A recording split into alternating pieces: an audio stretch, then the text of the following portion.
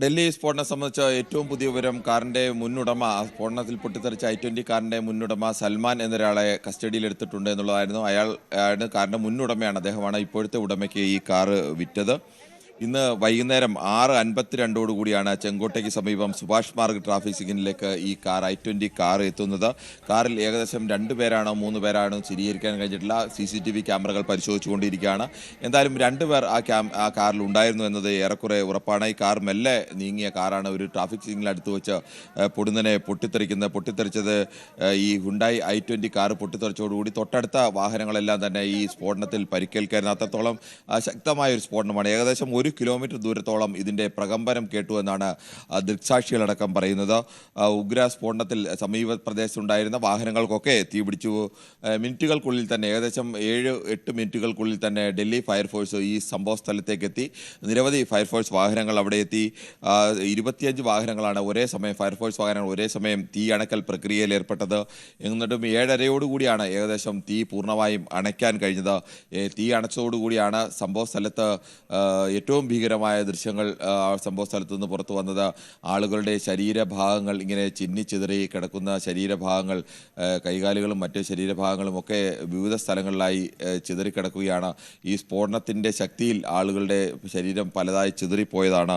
അതാണ് ഏറ്റവും പരിക്കേറ്റ ആളുകളെയൊക്കെ LNJP ആശുപത്രിയിലേക്കാണ് എത്തിച്ചത്. ഈ LNJP ആശുപത്രിയിൽ ഏകദേശം 20-30ഓളം ആളുകളെ ഈ സമയത്ത് തന്നെ പരിക്കേറ്റവരെ എത്തിച്ചിരുന്നു. ചെറിയ പരിക്കുകൾ മുതൽ ഗുരുതരമായി പരിക്കേറ്റ ആളുകൾ വരെയുണ്ട്. അതിൽ വളരെ ഗുരുതരമായി പരിക്കേറ്റ 1-2 ആളുകളും അതിൽ ഉൾപ്പെടുന്നുണ്ട്. ഈ സ്ഫോടനത്തിൽ അവരുടെ ശരീരഭാഗങ്ങളുടെ അത്രത്തോളം ഗുരുതരമായ പരിക്കേറ്റ് രക്തം വാർന്നൊഴുകിയ ആളുകൾ, ചെറിയ രീതിയിലൊക്കെ പരിക്കേറ്റ ആളുകളൊക്കെ ഉണ്ട്. ഈ സ്ഫോടന വസ്തുക്കളൊക്കെ കാറിൻ്റെ ഭാഗങ്ങളും മറ്റ് പൊട്ടിത്തെറിച്ച് മറ്റ് തീ പിടിച്ച സ്ഥലങ്ങളുണ്ടായ സാധനങ്ങളും ഒക്കെ തെറിച്ചു നിന്ന് ആളുകളുടെ ശരീരത്തിൽ വീണതൊക്കെയാണ്. എന്തായാലും അത് ഒരു IED ബ്ലാസ്റ്റ് ആണ് എന്നാണ് ഇപ്പോൾ സ്ഥിരീകരണം ലഭിച്ചിരിക്കുന്നത്. ഇത് ഭീകരാക്രമണമാണ് എന്ന് തന്നെയാണ് ബലമായി സംശയിക്കുന്നത്. അതിൻ്റെ ഔദ്യോഗിക സ്ഥിരീകരണം മാത്രമാണ് ഇനി വരാനുള്ളത്. ഇപ്പോൾ നടന്നത് ഭീകരാക്രമണം എന്ന സംശയത്തിൽ തന്നെയാണ് ഡൽഹി പോലീസും അതോടൊപ്പം തന്നെ നമ്മുടെ അന്വേഷണ ഏജൻസികളുള്ള NIAയും NSGയും ഫോറൻസിക് സംഘവും എല്ലാം തന്നെ പരിശോധന നടത്തിക്കൊണ്ടിരിക്കുകയാണ്. കഴിഞ്ഞ 3 പതിറ്റാണ്ട് കാലത്ത് ഡൽഹിയെ നടുക്കിയ നിരവധി സ്ഫോടനങ്ങൾ ഉണ്ടായിട്ടുണ്ട്. 2004-നും 2014-നും ഇടയിൽ നടന്ന സ്ഫോടനങ്ങൾ റിപ്പോർട്ട് ചെയ്തിട്ടുള്ള കിരൺ ബാബു ഡൽഹി സ്ഫോടനങ്ങളുടെ ചരിത്രം വിവരിക്കും. ഡൽഹിയിൽ കഴിഞ്ഞ 3 പതിറ്റാണ്ട് കാലത്ത് പ്രധാനപ്പെട്ട പല സ്ഫോടനങ്ങളും ഉണ്ടായിട്ടുണ്ട്. നമുക്ക് ആ സ്ഫോടനങ്ങളുടെ ചരിത്രം കൂടി ഒന്ന് പരിശോധിക്കാം. ഡൽഹിയെ സംബന്ധിച്ച് 1996 മെയ് 21 ഉണ്ടായ സ്ഫോടനം, അത് ലജ്പത് നഗറിലാണ് അങ്ങനെ ഒരു സ്ഫോടനം ഉണ്ടായത്. ആ സ്ഫോടനത്തിൽ 13 പേർ മരിക്കുകയും 39 പേർക്ക് പരിക്കേൽക്കുകയും ചെയ്തിട്ടുണ്ട്. ജമ്മു കാശ്മീർ ലിബറേഷൻ ഫ്രണ്ട് ആയിരുന്നു അന്ന് ഈ സ്ഫോടനത്തിന് ഉത്തരവാദികളായി കണ്ടെത്തിയത്. ആദ്യം അവർ അവകാശവാദം ഉന്നയിക്കുകയും ഇവരാണ് ഇന്ന് പിന്നീട് കണ്ടെത്തുകയുമായിരുന്നു. അന്ന് AB വാജ്പേയി സർക്കാരിൻ്റെ കാലത്തെ 16 ദിവസത്തെ ഭരണത്തിനിടയിലാണ് ഇങ്ങനെ ഒരു സ്ഫോടനം ഡൽഹിയെ നടുക്കിക്കൊണ്ട് കഴിഞ്ഞ 3 പതിറ്റാണ്ട് കാലത്തിനിടയിൽ ഉണ്ടായതിൽ ഏറ്റവും ആദ്യത്തേതെന്ന് പറയാം. 2000 ഡിസംബർ 22-നുണ്ടായ റെഡ് ഫോർട്ട് സ്ഫോടനമാണ്. ഇപ്പോൾ നടന്ന സ്ഫോടനത്തിന് മുമ്പ് റെഡ് ഫോർട്ടിൽ ഉണ്ടായ സ്ഫോടനം. ചെങ്കോട്ടയിൽ സ്ഫോടനം എന്ന് പറയുമ്പോൾ ഇന്ത്യയെ സംബന്ധിച്ച് അധികാരത്തിൻ്റെ ഏറ്റവും വലിയൊരു കേന്ദ്രം എന്നതുപോലെയാണ് ചെങ്കോട്ടയെ കണക്കാക്കുന്നത്. അത്തരം ഒരു സ്ഥലത്ത് നടക്കുന്ന ചെറിയ സ്ഫോടനമായാലും വലിയ സ്ഫോടനമായാലും അത് രാജ്യത്തിൻ്റെ സുരക്ഷയ്ക്ക് നേരെ ഉയരുന്ന അതീവ സുരക്ഷാ മേഖലയാണ്. രാജ്യത്തിൻ്റെ അധികാരത്തിൻ്റെ പ്രധാനപ്പെട്ട ചിഹ്നമാണ്. അതിനു നേരെ ഉയരുന്ന ഒരു വലിയ ചോദ്യചിഹ്നമായി തന്നെ ഉയരും. അത് ലഷ്കർ-ഇ-തോയ്ബയാണ് ഈ സ്ഫോടനത്തിന് പിന്നിലെന്നാണ്. അന്ന് 3 പേർക്കാണ് മരണമുണ്ടായത്, 14 പേർക്കാണ് പരിക്കുണ്ടായത്. അത് രണ്ടാമത് വാജ്പേയി സർക്കാരിൻ്റെ അധികാരത്തിൽ വന്ന സമയത്തായിരുന്നു. 2000 ഡിസംബർ 22-ന് ഈ സ്ഫോടനം നടന്നത്. 2001 ഡിസംബർ 13-ന് വീണ്ടും പാർലമെന്റ് ആക്രമണം നടന്നു. ഇന്ത്യയെ സംബന്ധിച്ച് അത് വലിയ നാണക്കേടായിരുന്നു. 7 പേരുടെ മരണത്തിനും 18 പേർക്ക് പരിക്കേൽക്കുകയും ചെയ്ത ഒരു ആക്രമണമായിരുന്നു ഇന്ത്യൻ പാർലമെന്റ് ആക്രമണം. ജെയ്ഷെ മുഹമ്മദും ലഷ്കർ-ഇ-തോയ്ബയുമാണ് ഈ ആക്രമണത്തിന് പിന്നിലെന്നാണ് പ്രധാനമായും വിലയിരുത്തിയത്. ആ സ്ഫോടനങ്ങളുടെ ചരിത്രം ലോകത്താകമാനമുള്ള ഈ തീവ്രവാദി സംഘടനകളുടെ സ്വഭാവം കണക്കാക്കിയാൽ നമുക്ക് മനസ്സിലാവും. അവർ ആദ്യം ഏറ്റവും എളുപ്പം സ്ഫോടനം നടത്താൻ എളുപ്പമുള്ളത് ആൾക്കൂട്ടങ്ങൾ നിൽക്കുന്ന സ്ഥലത്ത് ആണ് സ്ഫോടനം നടത്താൻ എളുപ്പമുള്ളത്. താരതമ്യേന കുറഞ്ഞ ഇൻ്റലിജൻസ് ഉണ്ടെങ്കിലും അല്ലെങ്കിൽ ചാവേറുകളായി കുറച്ച് ആളുകളെ കിട്ടിയാൽ മാത്രം സ്ഫോടനം നടത്താൻ കഴിയും. പിന്നീട് അടുത്ത സ്റ്റെപ്പായി അവർ നടത്തുന്നത് അധികാരവുമായി കൂടുതൽ ബന്ധപ്പെട്ട കേന്ദ്രങ്ങൾ എന്നുള്ളതാണ്. അങ്ങനെയുള്ള അധികാരവുമായി ബന്ധപ്പെട്ട കേന്ദ്രം എന്ന നിലയ്ക്കാണ് അധികാരത്തിൻ്റെ അടയാളമായി നിൽക്കുന്ന ചെങ്കോട്ടയിലേക്ക് സ്ഫോടനം നടത്തിയത്. അതിനുശേഷമാണ് പിന്നീട് അവർ പാർലമെന്റ് ആക്രമണം നടത്തിയത്. അത് ഇന്ത്യയെ സംബന്ധിച്ചും ലോകത്തെ ഏതു രാജ്യത്തെ സംബന്ധിച്ചും ഏറ്റവും പ്രധാനപ്പെട്ട അവരുടെ അധികാരത്തിൻ്റെ കേന്ദ്രം പാർലമെന്റാണ്. പാർലമെന്റ് ആക്രമണം നടത്തിയാൽ പിന്നെ അതിന്മേൽ ഒരു ആക്രമണം നടത്തണമെങ്കിൽ ഇന്ത്യയുടെ പ്രധാനമന്ത്രിക്ക് നേരെയോ പ്രസിഡന്റിന് നേരെയൊക്കെ ഉള്ള ഒരു വലിയ ആക്രമണം മാത്രമേ നടക്കുകയുള്ളൂ. ആ പാർലമെന്റ് ആക്രമണത്തോടുകൂടിയാണ് ഇന്ത്യയിൽ ആകമാനം ഇത്തരത്തിലുള്ള സുരക്ഷ അതീവ ശക്തമാക്കുകയും ആ തരത്തിലേക്കുള്ള പരിശോധനകളും എല്ലാം ശക്തമാക്കിയത്. ക്രമേണ ഈ തീവ്രവാദികളുടെ ശക്തി ക്ഷയിച്ചു വന്നു എന്നതുകൂടി കണക്കാക്കാം. അതിന് മേലേക്ക് ഒരു ആക്രമണം നടത്താൻ, അല്ലെങ്കിൽ അതിലും വലുതായ ഒരു ആക്രമണം നടത്താൻ തീവ്രവാദികൾക്ക് പിന്നീട് ഇന്ത്യ ചരിത്രത്തിൽ ഇതുവരെയും കഴിഞ്ഞിട്ടില്ല എന്നുള്ളത് തന്നെയാണ്. ലോകത്തെവിടെയും തീവ്രവാദികളുടെ ചരിത്രം പരിശോധിച്ചാൽ അങ്ങനെയാണ്. അവർ ആദ്യം ശ്രദ്ധയെ ആകർഷിക്കാൻ വേണ്ടി ആൾക്കൂട്ടത്തിനിടയിൽ സ്ഫോടനം നടത്തുന്നു, പിന്നീട് അധികാര കേന്ദ്രങ്ങൾക്ക് നേരെ വരുന്നു. ഏറ്റവും അവസാനത്തെ അല്ലെങ്കിൽ ഏറ്റവും പ്രധാനമൊക്കെ എന്നൊക്കെ പറയുന്നത് പാർലമെന്റിലേക്കോ അല്ലെങ്കിൽ പ്രസിഡന്റ്, പ്രധാനമന്ത്രി തുടങ്ങിയ രാജ്യത്തെ ഏറ്റവും പ്രധാനപ്പെട്ട നേതാക്കൾക്ക് നേരെ നടത്തുന്ന ആക്രമണമൊക്കെയാണ്.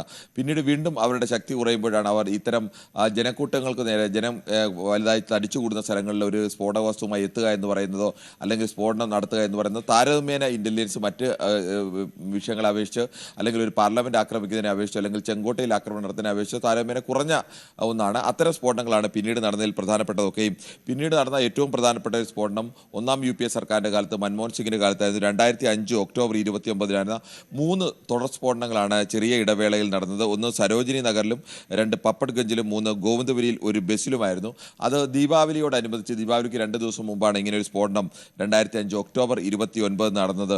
ഈ സ്ഫോടനം നടന്നത് ലഷ്കർ ഇ തോയ്ബയാണ് സ്ഫോടനത്തിന് പിന്നിലെന്നാണ് പ്രധാനമായും വിലയിരുത്തിയത്. അതും ഇതുപോലെയായിരുന്നു. ഈ മാർക്കറ്റുകളിലൊക്കെ ആളുകൾ തടിച്ചുകൂടുന്ന സ്ഥലത്ത് വാഹനങ്ങളിലായിരുന്നു ഇത്തരം സ്ഫോടക വസ്തുക്കൾ സൂക്ഷിച്ചിരുന്നത്. ഒരു ബസ്സിൽ നിന്ന്, ഗോവിന്ദപുരിലെ ഒരു ബസ്സിലാണ് സ്ഫോടക വസ്തുക്കൾ പൊട്ടിത്തെറിച്ചത്. അത് അങ്ങനെ ഒരാൾ കൊണ്ടുവെക്കുന്ന അടക്കം മറ്റുള്ളവരൊക്കെ കാണുകയും ഒക്കെ ചെയ്തിരുന്നു. ലഷ്കർ ഇ തോയ്ബയാണ് ഈ സ്ഫോടനത്തിന് പിന്നിൽ എന്നാണ് വിലയിരുത്തപ്പെട്ടത്. പിന്നീട് 2008 സെപ്റ്റംബർ 13 മറ്റൊരു സ്ഫോടനം നടന്നത്. അപ്പോഴും UPA സർക്കാരിന്റെ, മൻമോഹൻ സിംഗിന്റെ ഭരണകാലത്താണ്. അതൊരു സ്ഫോടന പരമ്പരയായിരുന്നു. ഡൽഹിയെ നടുക്കിയ ഒരു വലിയ സ്ഫോടന പരമ്പരയായിരുന്നു. 31 മിനിറ്റിനുള്ളിൽ 5 സ്ഫോടനങ്ങളാണ് ഡൽഹിയിലെ തിരക്കേറിയ മാർക്കറ്റുകൾ നടന്നത്. അവിടെയും നമ്മൾ ശ്രദ്ധിക്കണം, ഈ പാർലമെന്റ് ആക്രമണം നടത്തിയ ശേഷം പിന്നീടുള്ള സ്ഫോടനങ്ങളൊക്കെയും മാർക്കറ്റുകൾ കേന്ദ്രീകരിച്ചാണ്. ആൾക്കൂട്ടത്തിനിടയിലേക്ക് ഇത്തരം ചാവേറുകൾ കടന്നു വരിക, സ്ഫോടക വസ്തുക്കളെ കൊണ്ടുവരിക, അവർ അവിടെ വെച്ച് പൊട്ടിക്കുക. അപ്പോൾ കൂടുതൽ കാഷ്വാലിറ്റി ഉണ്ടാവുകയും കൂടുതൽ ആളുകൾ ലോകമൊക്കെ ശ്രദ്ധിക്കുകയും ഒക്കെ ചെയ്യും, അല്ലെങ്കിൽ ഈ ഭീകരവാദികളുടെ പ്രസൻസ് ശ്രദ്ധിക്കും. അത്തരമൊരു സ്ഫോടനമായിരുന്നു ഉണ്ടായത്. ഈ സ്ഫോടന പരമ്പര 31 മിനിറ്റിൽ 5 സ്ഫോടനങ്ങൾ. മാർക്കറ്റുകളിലാണ്. മരണം 20, പരിക്കേറ്റത് 90 പേർക്കുമാണ്. കരോൾബാഗിലെ ഗഫാർ മാർക്കറ്റിലാണ് ആദ്യം സ്ഫോടനമുണ്ടായത്. തൊട്ടു പിന്നാലെ തന്നെ അവിടുത്തെ ആളുകളെയും കൊണ്ട് ആശുപത്രിയിലേക്ക് എത്തുന്നതിന് തൊട്ട് RML ആശുപത്രിയിലാണ് ആളുകളെയൊക്കെ എത്തിച്ചത്. ഈ RML ആശുപത്രിയിൽ ആ സമയത്ത് ഡൽഹി ലേഖനായിരിക്കുമ്പോൾ ഞങ്ങളടക്കം RML ആശുപത്രിയിലേക്ക് എത്തിയതാണ്. ഈ സമയത്താണ് തൊട്ടു പിന്നാലെയുള്ള സ്ഫോടനം അറിയുന്നത്. അത് കരോൾബാഗിലായിരുന്നു സ്ഫോടനം നടന്നത്. കരോൾബാഗിലെ സ്ഫോടനം തൊട്ടു പിന്നാലെ കൊണോട്ട് പ്ലേസിലാണ് സ്ഫോടനം നടന്നത്. അതിനുശേഷം ഗ്രേറ്റർ കൈലാഷിലെ M ബ്ലോക്കിലാണ് അടുത്ത സ്ഫോടനം നടന്നത്. മറ്റ് ഒരു 4 ബോംബുകൾ ഇന്ത്യ ഗേറ്റ്, അത് ഇന്ത്യയിലെ ഏറ്റവും പ്രധാനപ്പെട്ട ഒരു കേന്ദ്രം കൂടിയാണ് ഇന്ത്യ ഗേറ്റ്. അവിടെയും ഇതുപോലെ വൈകുന്നേരങ്ങളൊക്കെ വലിയ തോതിൽ ആളുകൾ കൂടുന്ന ഒരു സ്ഥലം കൂടിയാണ്. അവിടെ 4 ബോംബുകൾ കണ്ടെത്തി അന്ന് നിർവീര്യമാക്കാൻ കഴിഞ്ഞിരുന്നു, അല്ലെങ്കിൽ അവിടെയും ഒരു സ്ഫോടനം ഉണ്ടാകുമായിരുന്നു. അതേ മാസത്തിൽ തന്നെ ഡൽഹിയിൽ വീണ്ടും ഒരു സ്ഫോടനം കൂടിയായിരുന്നു. അത് മെഹ്റോളിയിലെ ഒരു ഫ്ലവർ മാർക്കറ്റിലായിരുന്നു, ഒരു പൂക്കച്ചവടം ചെയ്യുന്ന ഒരു സ്ഥലത്തായിരുന്നു സ്ഫോടനം ഉണ്ടായത്. അവിടെ 3 പേരാണ് മരിച്ചത്, 21 പേർക്കാണ് പരിക്കേറ്റത്. അതും ഈ പറയുന്നത് പോലെ ആളുകൾ വളരെ തിരക്കോടുകൂടി ഇടിച്ചു കയറുന്ന ഒരു സ്ഥലത്താണ് സ്ഫോടനം നടന്നത്. പിന്നീട് സ്ഫോടനം നടന്നത് 2011 സെപ്റ്റംബർ 7 2010 സെപ്റ്റംബർ 7 ഡൽഹി ഹൈക്കോടതിയുടെ 5ാം നമ്പർ ഗേറ്റിന് സമീപമാണ് സ്ഫോടനം നടന്നത്. അതൊരു ബ്രീഫ് കേസ് ബോംബായിരുന്നു എന്ന് പിന്നീട് കണ്ടെത്തിയിട്ടുണ്ട്. മരണം 15 പേർക്കാണ് മരണമുണ്ടായത്, 74 പേർക്കാണ് പരിക്കേറ്റത്.